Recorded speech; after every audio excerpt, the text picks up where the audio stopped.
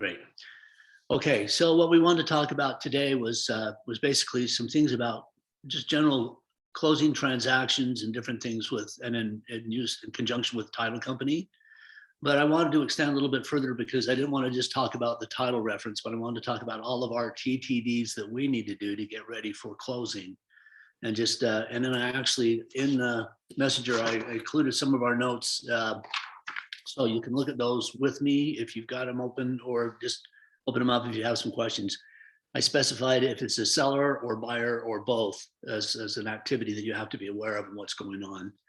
So, but TeJay, we are so grateful to have you here because title is a integral part of this whole process, and we need to keep them in the loop from the start to the finish. And so glad to have him here so he can maybe explain some of the things he has to take care of, as far as sometimes some of the things he doesn't see from agents that he needs or wish he had sooner than he gets them. And then, like I said, we'll go from there, and then we can have some Q&A after. We're going to try to get this done as quickly as we can, so we won't wait too long, but let's go ahead and get started. Here we go. TeJay, I'm going to turn some time over to you and kind of let you just do your thing. And then if you want to refer things to me for a specific question that's not related to title, just go ahead and ask.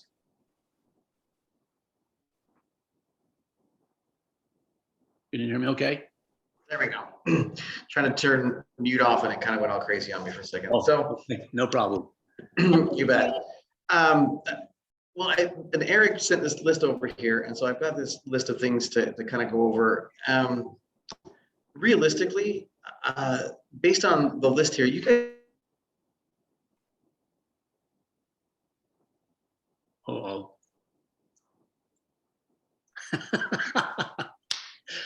What a great day this is. Okay, so TeJay, we've lost you if you can hear but can't see. Huh. Hi, Alex, how you doing? Hi. Good morning. We're having some technical difficulties. You can see Alex's face has been frozen. Hopefully. I don't know. I'm going to stop the video. You're not frozen on mine. No, it's just him. He's not? Can you hear him okay? No. I can only hear and see you. Okay. So we just I lost just him. wanted you to know I was here. I'm going to mute myself now. Okay, welcome. It's going to be one of those days. TeJay just started doing the training and he locked up. So he should be back pretty soon. He may ask a question and no one will know he's here. We could do a Q&A or something while we're waiting. Well, I think there's some things specifically I'm going to go through, and then things I want to do. We kind of started with title as the reference of what we're going to do, and then I kind of got thinking it'd be really good to maybe incorporate some of the things we as agents need to make sure we're taking care of as part of the closing process. Yeah. Well, let me go ahead and start with that. I've had some really good input from some of you folks that have added some thoughts along with this, specifically for Cindy's, for the team members. Cindy does a lot of the following stuff, but you should be in the loop with that and knowing what she's doing, what she does, and make sure that she does it. Not that she ever makes a mistake or anything, but it's good just to know kind of what happens as part of the closing and what she's doing for you, so that if there is an issue or a question, you can deal with it really quick. So on listings, very early, you need to request a title commitment, and we'll kind of let TeJay come back to that as soon as we catch him back again, as part of the seller disclosures. So all of that information needs to be done. Sometimes we wait on title until we go under contract, but that's a mistake. You're going to want to have that, and then you're going to want to, once it's completed, you're going to want to review it in case there's any issues, problems, question marks you need to get with title to take a look at and know what's on there. For example, to confirm who is legally on title. Sometimes we'll have an individual that is, oh, there we go. Here he comes, yay. Now we'll go back. Sorry, WeWork kicked me off their network. Welcome back. Okay, let's take two. Sorry to interrupt, Eric. No, you're fine. No, I was just to say, I feel like you guys do a great job, right? Plenty of communication, plenty of dialogue. and that we all worked really together about being super expeditious about making sure that we all have information so that we can get it right. Some things are out of our control, especially when it comes to ordering HOA requests. Those are probably the worst because many of the HOAs utilize a third party that demand that if we want kind of the general run-of-the-mill kind of service from them, that it's going to be at least 7 days to get an HOA statement back from them. If we want anything other than that, then they consider that a premium service and charge rush fees for that to happen. But when it comes right down to it, if that's what we need, we do it, and we get on those guys. Some of them have recently been a little bit ticky-tacky about the names that we've requested it in. I honestly think that they just know flat out that we're in a hurry, that we've got a fast contract, and they just like to make our lives miserable. So it would obviously, still things could be slowed down a teeny bit if we did this when we got the listing as opposed to right before closing. Well, even still, right, a 3-day contract doesn't really give us enough time for a 7-day request. I mean, we tend not to order the payoff requests until we know we're under contract and we know that within 30 days, because they charge us, right? Every time it's like $50 every time we request a statement. And then when we request an update, it's like another $50. Wow.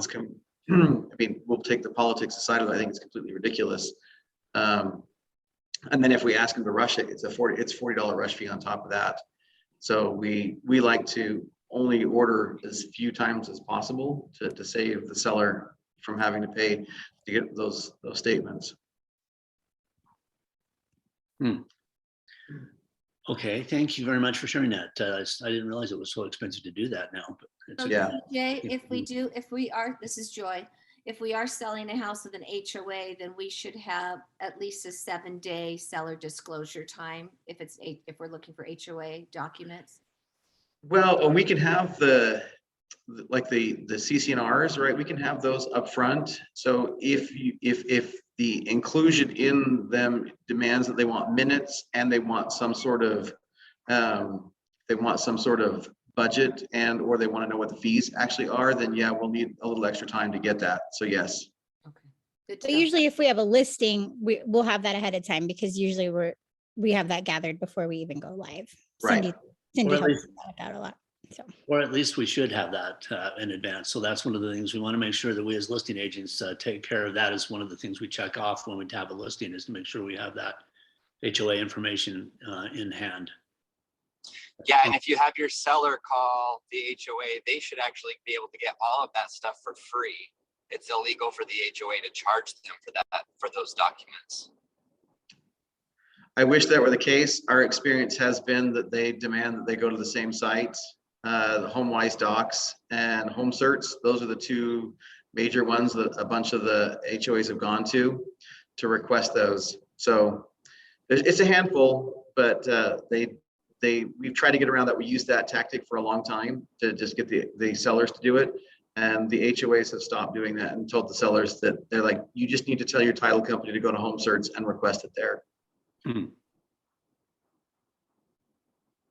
Just cost me $250 in New Mexico from HomeWise to order my HOA docs. Yep.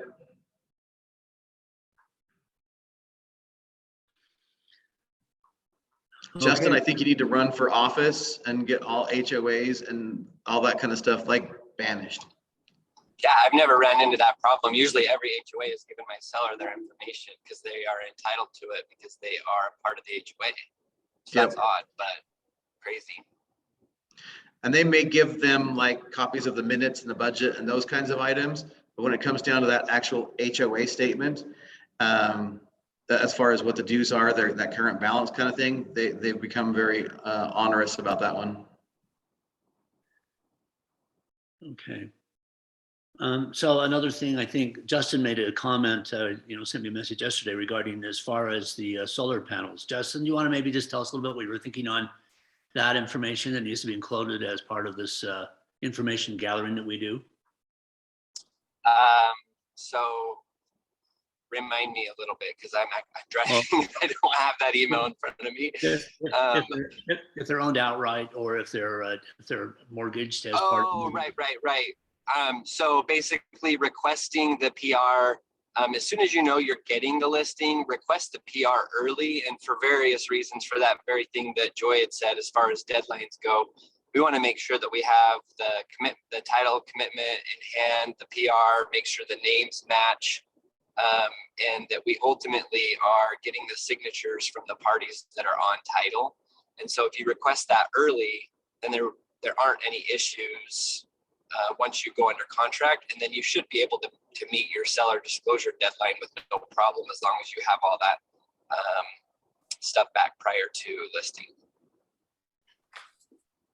Well, and also it's a good idea to have that done, because if there are any issues that come up as a result of maybe, whatever boundary line agreement or something like that, that shows up in title, that may be something that has to get resolved before you can go basically you can go under contract, but you won't be able to close if there's a boundary line issue that needs to be resolved, and they can take a while sometimes. So, Or even any liens or judgments as well. Yeah. So we need to sit down and view the title as quickly as we can as seller agents. And then if there are issues or something we don't understand, call title and have them explain it to us. That's not a bad thing. Get some information and then communicate with the seller and even get them in the loop. They're going to go, oh yeah, I forgot about that. What do I do about it?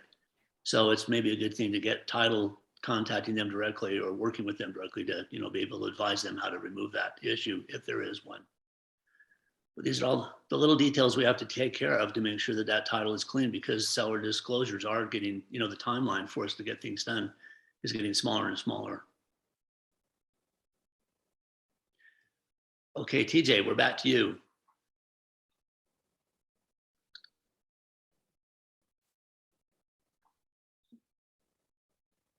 Can you hear me? Well, I was just going to say about the solar panels is because the UCC filing statement, most people don't even know that that's against their property, because it is the one document that is not required to be notarized and signed by the owner of the home to attach. The lender or the lien holder just flat out files it and records it and attaches it against the property. So oftentimes you'll find people that think that they don't owe against it or that it's not against their property. And so that's a surprise to them. Wow. Sorry, let's go through your list again. Is there something you want me to talk specifically about, Eric? Let's maybe just jump to closing, and then we'll come back to maybe some things that I'll go over when, after you're finished. As far as at closing, can you kind of maybe just talk about the process that you need to get us for us to take care of you at closing? Well, and you guys, we've had a couple of situations where the earnest money has been greater than the commissions. Kudos to Robin and to Cindy, neither of whom are here, but that they've been super amazing about when I say, hey, by the way, I need a check from you, really, that they get those over to us super quickly. So that's been super fantastic from you guys. Can't complain about that at all. Driver's licenses, I mean, our IDs, we've had no issues with that. Most people know they come with a driver's license, and our secondary form of IDs for the most part are just like an insurance card. Costco, I know people chuckle when I say a Costco card, but almost everybody has one, so that works out pretty good. Occupancy, realistically, as soon as we sign, right, it's just knowing we've got a couple of situations where they take occupancy later. I haven't run into any issues where we've had problems with that. Personal property, we do by default have a bill of sale that conveys those items. Agent attendance is being mandatory. I think we've only had a few of those where we've not had agents at the closing due to like sickness, illness, and or some other things that are going on unexpectedly. So I think it's been fantastic about the guys that we've had there. So we love seeing your faces. I know your clients love seeing your faces. I'm not that good looking, so I know they would rather see you than me. You make it fun though, TeJay. You may be ugly, but no, I'm just kidding. No, you're handsome and you make it fun. Thanks, Alex. Appreciate that. And I think you're handsome too. Okay, so there we go. All right, thanks, Eric. Is there something else you want me to hammer on out, Eric? That Maybe let's do a little bit of Q&A as far as maybe title specific. Do any agents here watching this thing today have any questions for TeJay that maybe he can answer for you? things you've wondered about or worried about or had an issue with? I have a question, TJ. This is Yep. Joy. I have a property that is a non-conforming residence, but right now it is being listed as commercial. And so I'm telling the seller that he really just needs to sell it as commercial. So when you do the title search on that, it's just going to show, if something's a non-conforming, then it's just going to show up what it is once it sells, right? It's only non-conforming until it sells. Is that correct? Non-conforming, what exactly? Because when it comes to zoning, we don't check zoning, we don't insure zoning. That's not an item that's covered by title insurance. So that's not something that, unless you specifically ask us, unless, right, we see non-conforming uses for second kitchens. I had one that popped across my desk from another office yesterday. We talked about a limitation, the actual form itself called it a limitation. And everyone was kind of having a heartburn over that. But when we actually went through and read it, it was that, oh, you have a second kitchen and you are allowed to do this. I'm like, this isn't limiting. This actually grants extra thing, but it's the city's form. So is that kind of what you're talking about? Or are you talking about something else there, Joy? Well, that's coming up too. That was my next question, because with Provo switching over to taking over the rentals and things like that, most listings I'm seeing, it'll say in Provo, legal for 3 adults to live in, because BYU is no longer managing the housing and things like that. So Right. how do we know what the property is going to be registered? Because there's so much turnover right now.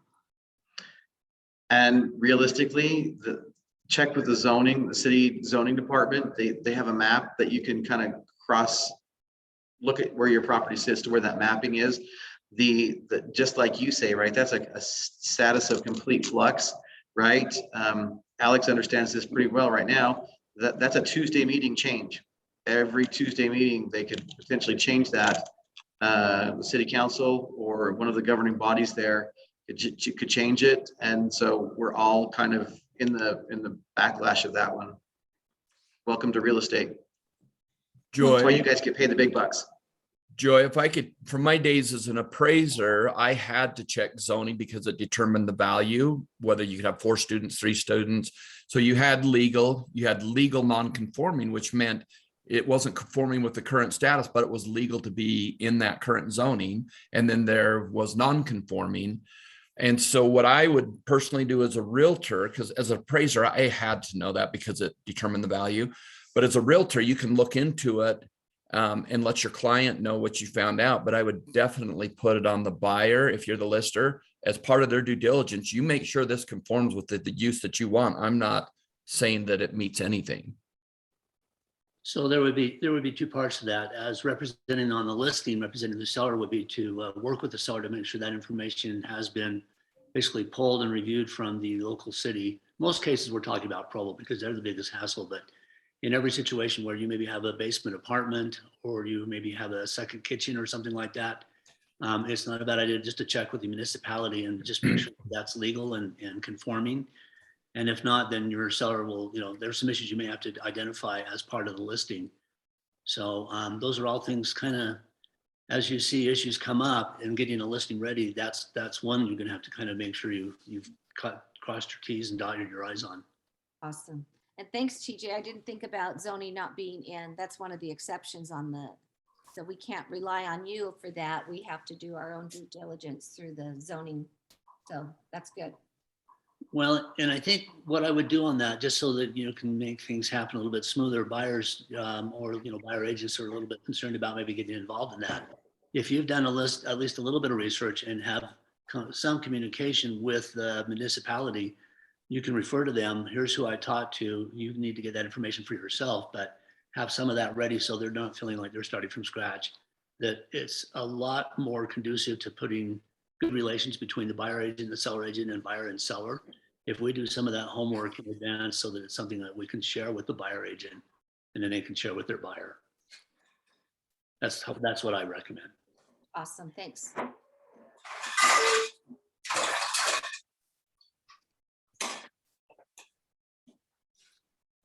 Okay. TeJay, you still there?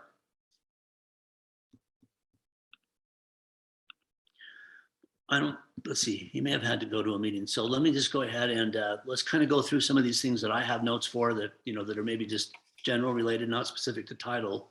And then if you have any questions. So I tried to make kind of a little bit of a checklist on things that you can and should be watching for, representing whether you're on the seller side or the buyer side. So with your permission, I'll just kind of read through these and see if you have any questions on it. So for buyers and sellers, anytime you do a change of status on your property, whether it's a contract representing the buyer or a listing representing the seller, you need to request in .loop a file review. You need to keep our staff up to speed as current as possible on what you're doing with all of your paperwork and everything else, so that they have a chance to review and kind of follow along with you. We've had some closings take place that we didn't even know the property had closed because the status had not been changed in .loop. So it's a silly little thing, but it's just good when you load some extra additional documentation into your .loop platform. Just click review and let the staff review it, and then they can just kind of stay on top. The nice thing about that is that somebody else watching what you're doing, so that if there is a question, they can go back and say, there's an issue about this, you may want to look at it, and then they'll actually warn you. So it's actually advantageous to have you do that. Okay, TeJay, you're back. Any other comments? I'm good. I think the .loop's super handy and helpful, and at least from the title side of things. As long as you include us in there, we'll try and get all of our documents up there, settlement statements, PRs, and paperwork there, so that when it comes time to get paid, that's already up there and uploaded for you. There you go. Okay. Anything else, TeJay? I think I'm good. Unless Yeah, you want me to talk awesome. about something else. Yeah, appreciate all you've contributed. We'll just continue to go through this punch list, and then if you have any thoughts you'd like to share with us, please chime in. For buyers and for sellers, we just need to make sure that we explain the closing process. Somebody that's actually owned property multiple times, and it's an old hack thing for them to close. But if this is the only house sellers have ever owned, and they go into closing and selling that, it's really nice for you to kind of orient them and educate them on the process. Here's what's going to take place. First, this happens, and then this, and then this. And that's especially true of first-time buyers, so that they understand what title is, how that works, the lender's involvement, delaying occupancy. Obviously, a lot of buyers think that they can, as soon as they sign the paperwork, they can move in.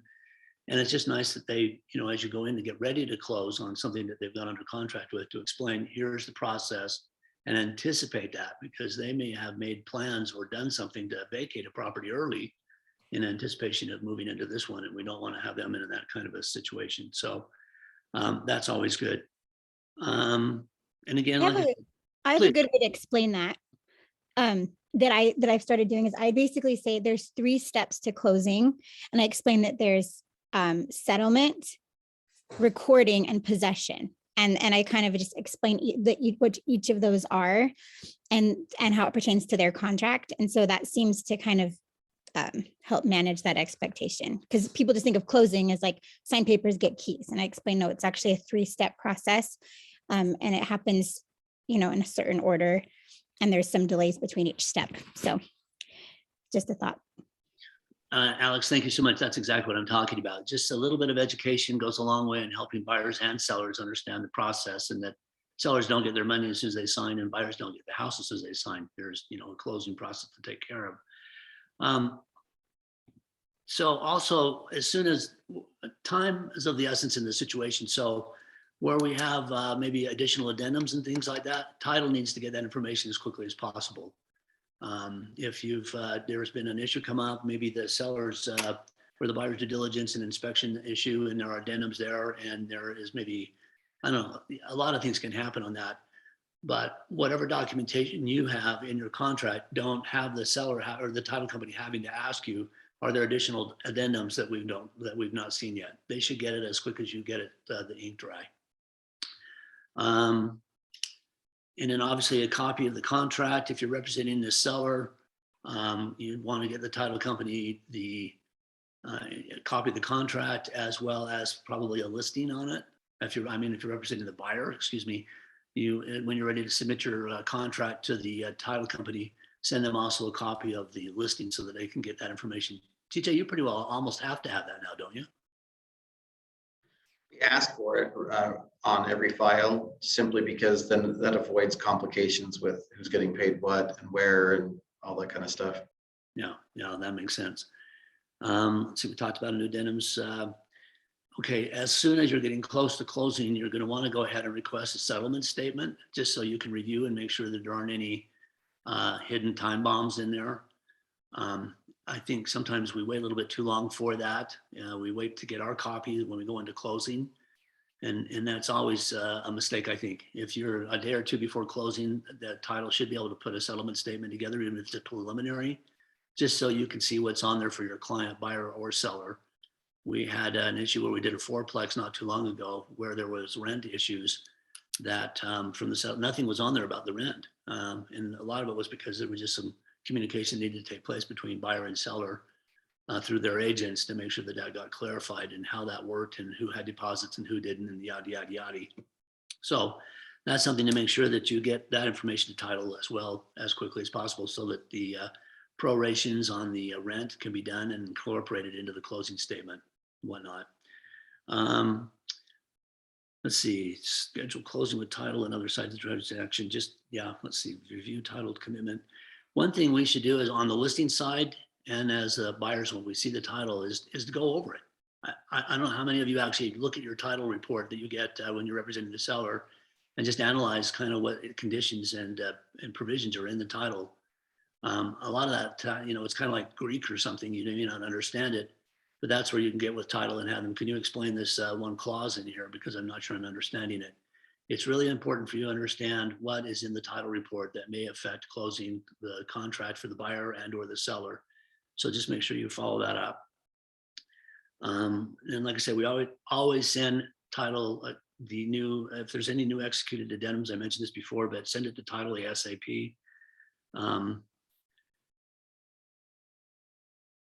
then when you get ready to schedule the closing, obviously, if you have a loan, buyers have a loan, if you're representing the buyer, you're going to want to make sure that there's some provision for the lender to be in the loop on this as well. They may have some specific conditions and things they need in title or things they need to do before title.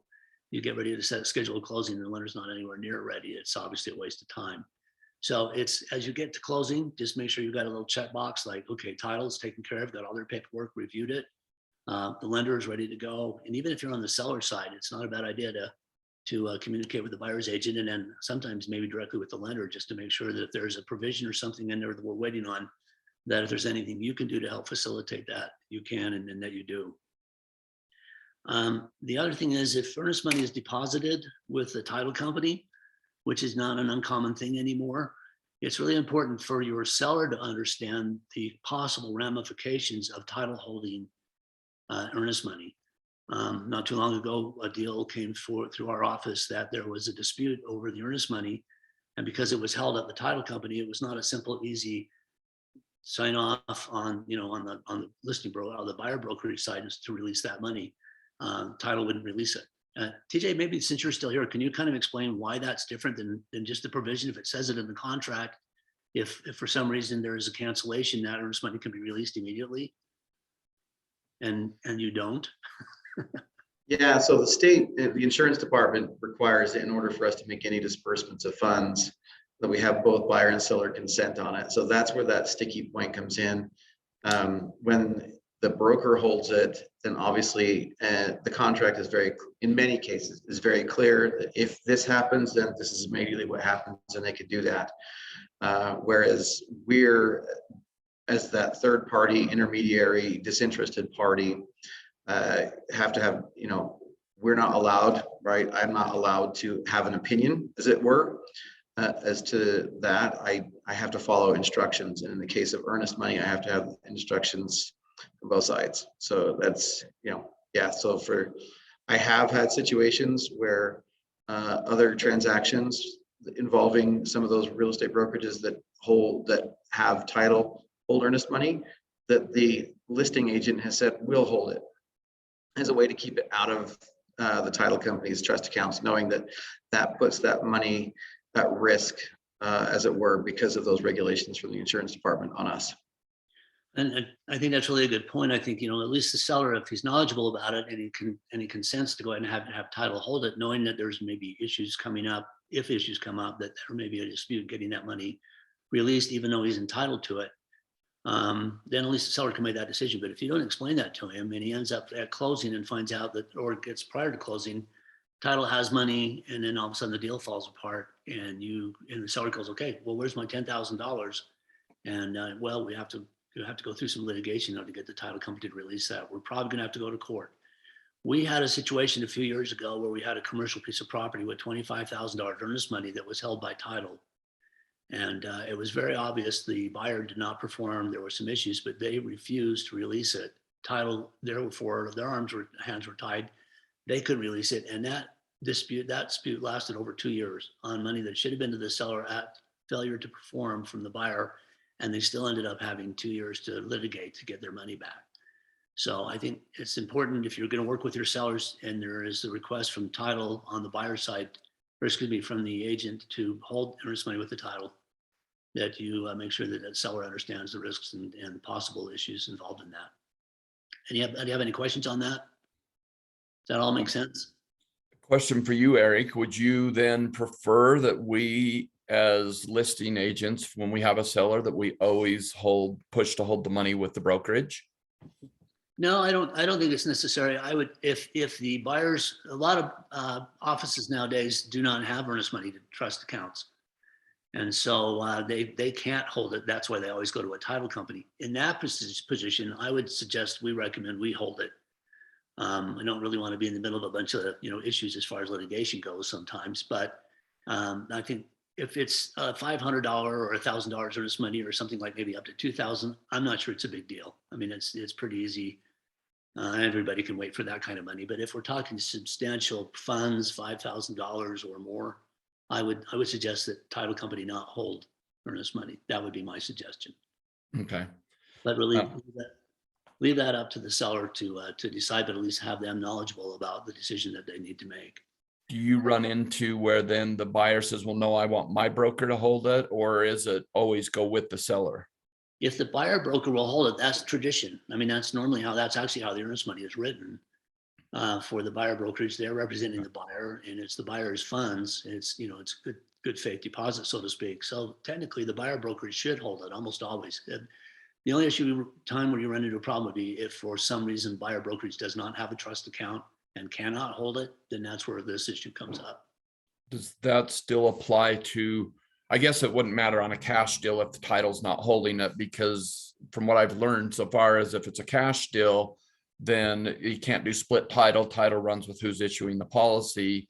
But does that not affect the earnest money if a broker's holding it and not a title company? Can it go with either broker at that point? Yes. Okay.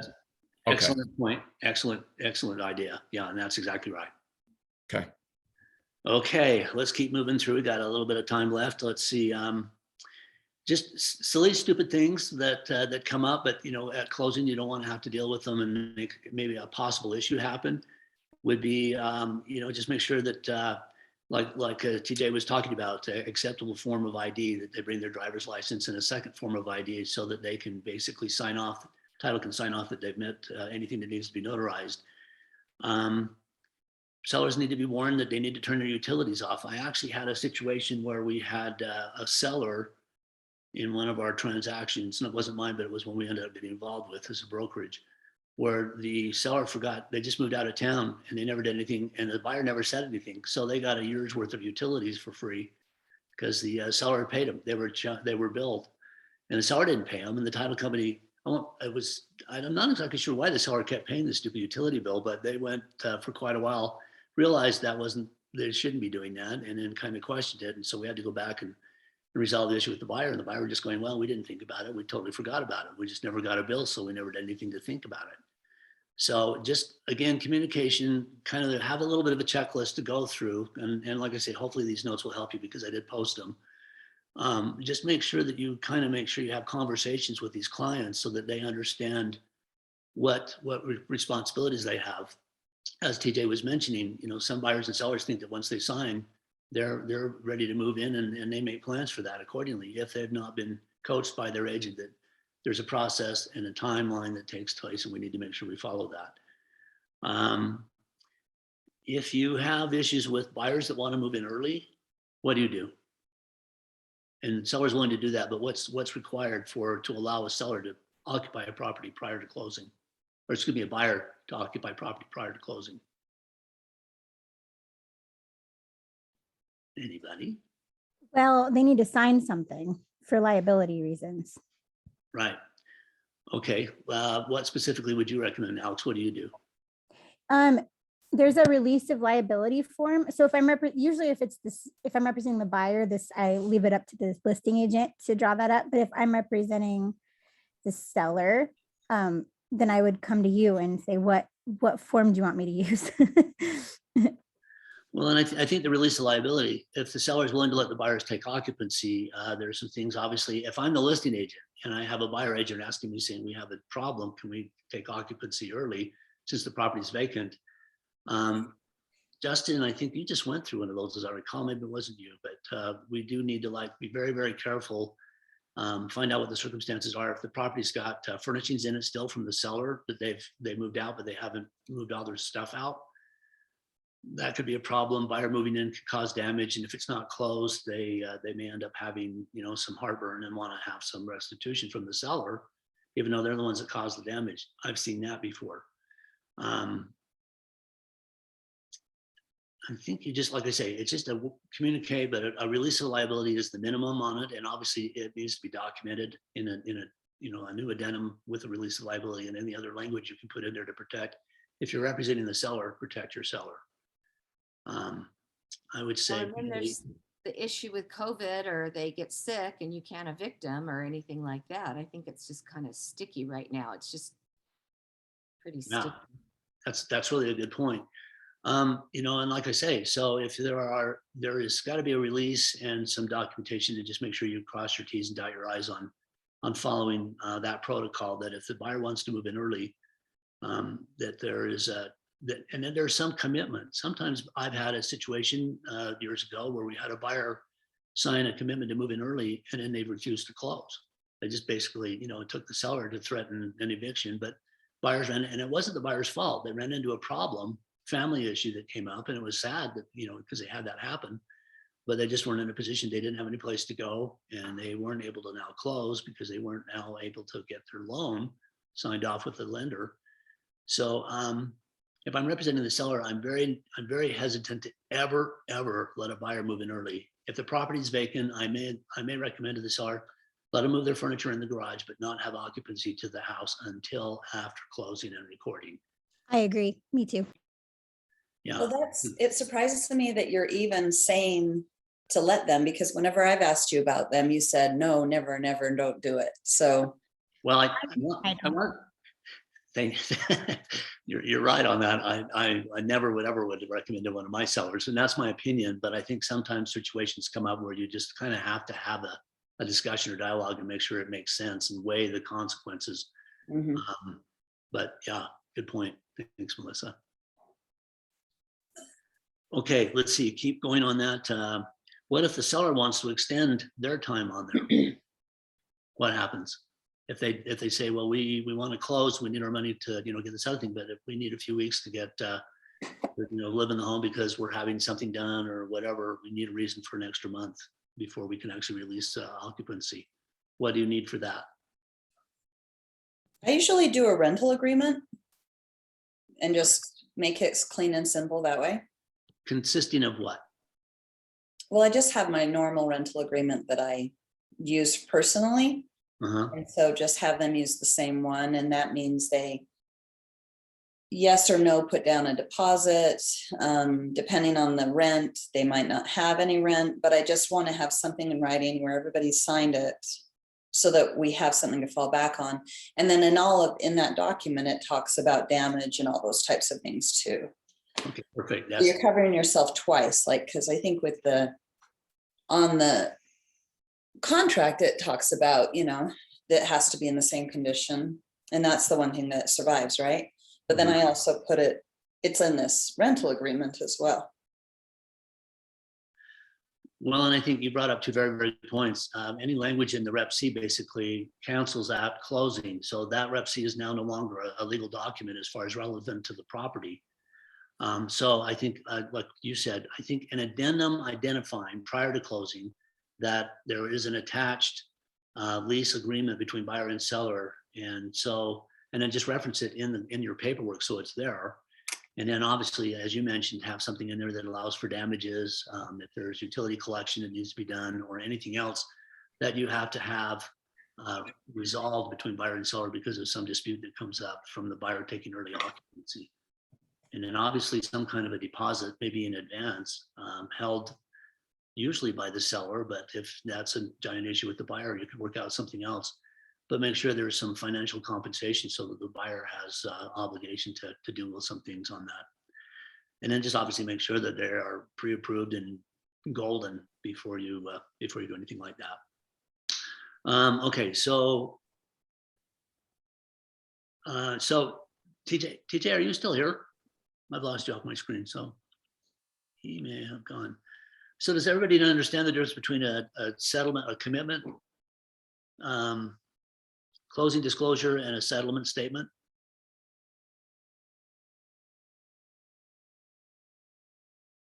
Anyone? I understand the difference. Okay, would you maybe just share with us a teeny bit about what the difference between the two? Well, one comes from the lender, right? And one's from title. Mm-hmm. And so the closing disclosure is an official document that the lender requires, whereas the settlement statement is done by title. That's what I understand is the difference. Okay, that's good. And so what is it important for us to understand what's on the closing disclosure as opposed to settlement statement? I would say it's important to understand both, but especially the closing disclosures has to do more with like the lender terms. So we can help, but we should probably refer technical questions to the lender, but we should definitely understand the settlement statement because that's just the numbers. Is that right? Yeah, I think that's a pretty good way to explain that. Typically, if there's a condition disclosure, typically they will give it to title, or at least they should, the lender should. And at that point, if there's something on there, I would have them review it just to make sure that there are no surprises that they're not seeing. Like I said, we just had a situation where rents were not showing on the condition disclosure, on the closing disclosure, and therefore they didn't get put on the settlement statement. So things like that, you just need to make sure you're overlapping and making sure you've got things covered on both sides. Eric, some Please. things I don't see in, and that was a good explanation, thanks, that I don't see in Utah is the, I mean, it is a law in every state that the closing disclosure has to be delivered 3 days before closing, correct? Yes. Okay, so I Okay. don't hear that a lot, and sometimes it seems like they're coming like the day before closing, and I've always heard that's a real hard, fast rule that the seller or the buyer has the right to review that 3 days before closing. Well, and Utah lenders are getting away with that because what they're doing is as soon as they get close to closing, they'll do a condition disclosure, or I mean a settlement disclosure, closing disclosure, sorry. And they'll send it out and mail it directly to the buyer days in advance of closing. So that Right, they I get confused on that because sometimes we don't see that. Right, we don't. And then it might change if the dates change, but still, I mean, so what they send out as part of the finance, and this is what I'm seeing, they send it to the buyers as part of their appraisal and finance deadline, not as the 3 days before closing deadline. So does that count? Yeah, by doing that, they and like I said, all lenders are different. Some are a little bit more conservative, just like, real estate offices and title companies are a little more conservative. But they'll go ahead and consider that, cross that off as far as a 3-day disclosure because they've let that thing out of their hands, a week, 2 weeks, 3 weeks in advance. Okay. And the settlement statement, I mean, that I've seen come out like the day of or the day before, but the CD, there's loopholes for the lenders too, but they do have to give it 3 days. They just can find loopholes to get it out and then change it. Right. Mm-hmm. And then like you say, settlement statement is the thing that's the most accurate current information for closing. And that's the thing you really need to make sure you understand how that works. And if there's any question ever, just get with the lender and make sure that your T's are crossed and I's dotted. And again, like I said, if it's a rental situation, make sure rents are covered. If it's an early occupancy, if there's deposits or something that are going to be, held off or included. One thing to be aware of is if there's property that the seller has that are leaving, Basically that's just a quick claim deed that they would give to the, that they would have the buyer sign, and they're just basically, the buyer would have the seller sign saying, there's stuff, this stuff is going, and then make sure you put no value on it. Can someone explain to me why we identify on a quick claim deed that there's no value to the property that's being left by the seller? Any reason why we do that? Lenders don't want to see value. That messes up the loan. So they need to see that it has no value, because personal property with value, they don't want to be financing personal property, basically. Yeah, they look at the loan as part of the, the house alone. And if you put any personal property, then they have to, what percentage of the total value is that personal property? And they need to have that segregated off so they don't make a loan on it. So I was going to ask something, I can't remember what it was. Hang on. Okay, so let's say that the seller, basically the buyers go in and they have a nice TV or an alarm system or solar panels or something that the buyer wants the seller to leave, and they negotiate a price for it. What do we have to do on that? Just a bill of sale from seller to buyer. Okay, bill of sale. And what has to be on that bill of sale as far as value goes? $1. At At least something, right? I think, a bill of sale becomes basically a legal document for the personal property. And if the seller, if it says $1 on it, that is one that basically, I think it's not germane because it's nothing to do with the closing. It's outside of closing, if you will. So I would say, and again, that's not something we want to be a part of as far as putting something in writing as an addendum or something. It would just be a standalone bill of sale between buyer and seller. As their agent, we can coach them on how to do it, but we don't want to have our fingerprints on it. They determine what the price is. It's regulated on the price. How, if it's paid off and they can exchange the money that way. We don't want to get involved in that necessarily, other than just, to advise our client on how to be careful with that. It's just some T's we need to cross and I's we need to dot to make sure that it's handled correctly, but not with our fingerprints on it, I guess is the best way to say that. Does that make sense? Everybody, are comfortable with that? I'm going to assume that's a yes. Okay. Last but not least, and then we're just about done. And look at that, we've got 10 minutes to spare. Make sure in our office as broker, I mandate every single one of our agents in attend closing. Now, TeJay mentioned, he said he's never had a problem with anybody not coming, which is great.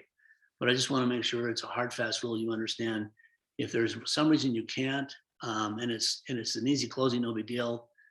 Once in a great while, that probably would be okay, as long as you've had a chance to review the settlement statement, you've gone over it with the buyer. Where you have some problems sometimes and issues is I just had a closing on one where the seller lived in California. The buyer lived in California, and all the documentation was sent to him in advance to sign and do whatever. He was a cash buyer, so he didn't have a lender involved. We had some problems with that because some of the information was not communicated correctly, and because he wasn't there to go through closing together with title, it was a cash sale, so he had to go through the seller's title company. So he was kind of a standalone. It left him in kind of an awkward position to have some issues. That was the deposits were not correctly accounted for. And I was out of town at the time, and so he and I kind of read him remotely, but it was an issue we had. It was a really hard thing for him we ended up getting it worked out, but it took a couple of weeks to get that taken care of. So just make sure that if at all possible, I guess what I'm saying, the reason I mentioned that is if I had been able to meet with my buyer, we could have gone over question and answer and made sure the documentation was correct. But as it was, some things got missed, and I felt bad about that, but that's what happens sometimes if your clients aren't there. So make sure you always attend closing. That's the bottom line, okay?